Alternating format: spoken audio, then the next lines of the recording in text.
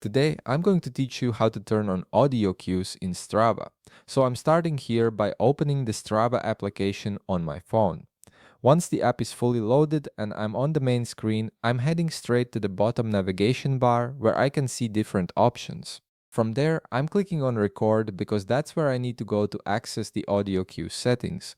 The record screen is where all your workout tracking happens, and it's also where you can customize how Strava communicates with you during your activities. Now that I'm on the record screen, I'm looking at the interface and I can see there's a horizontal line sitting just above the play button.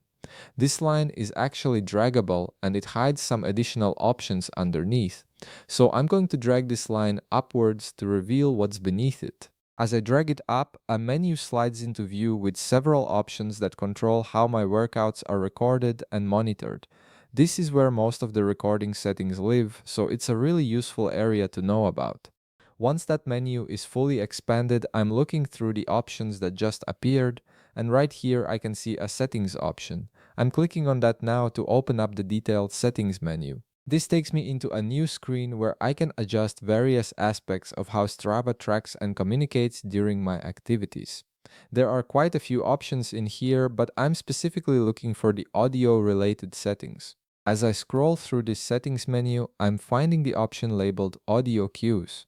This is exactly what I need, so I'm clicking on audio cues to open that specific section. This is where you can control what kinds of audio feedback Strava gives you while you're running, cycling, or doing any other activity. Audio cues are really helpful because they let you know important information without having to look at your phone screen, which keeps you focused on your workout and your surroundings. Now that I'm inside the audio cue settings, I can see different checkboxes for various types of audio notifications.